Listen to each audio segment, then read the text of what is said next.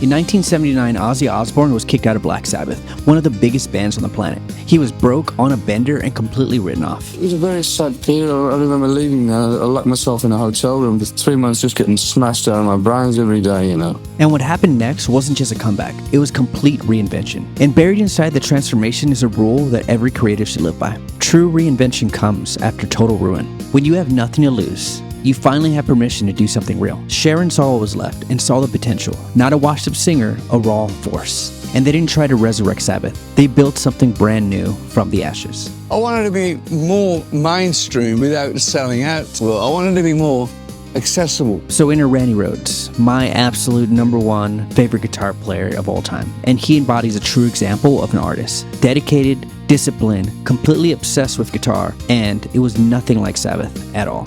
He had patience with me, which was grateful, and he was very good to work with, you know. He'd pull the best out of you. Together they dropped Blizzard of Ozz, and it wasn't just a comeback, it was a total reset. Crazy Train took off, 5 million albums were sold, and the guy that everybody gave up on reinvented heavy metal. The album went right into the charts. The reviews were unbelievable.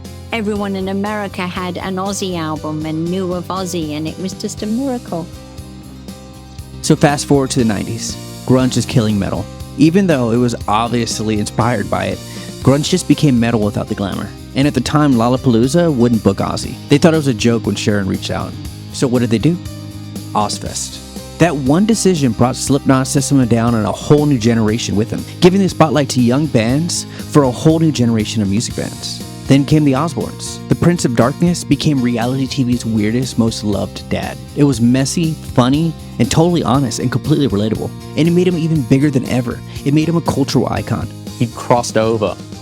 You know, he'd made that leap from being the guy on the poster in your teenage son's bedroom to now the guy on the TV in the family living room. And mom and dad loved him just as much in a different way. Even the president at the time acknowledged Ozzy at a 2002 White House dinner. Ozzy Osbourne. You see, Ozzy's career was full of failures, followed by reinvention. It's a playbook for surviving failure. The Ozzy rule isn't about bouncing back. It's about building something new no one saw coming.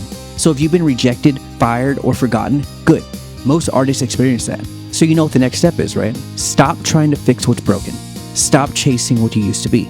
Instead, ask yourself, what would I create if I had nothing left to prove? What would I build if I stopped caring about everyone else's expectations? That's where the real work begins. Because here's what Ozzy understood that most people don't. Your biggest failures isn't the end of your story. It's the opening chapter of something completely different. The industry that rejected you, let them keep the rules. The audience that forgot you,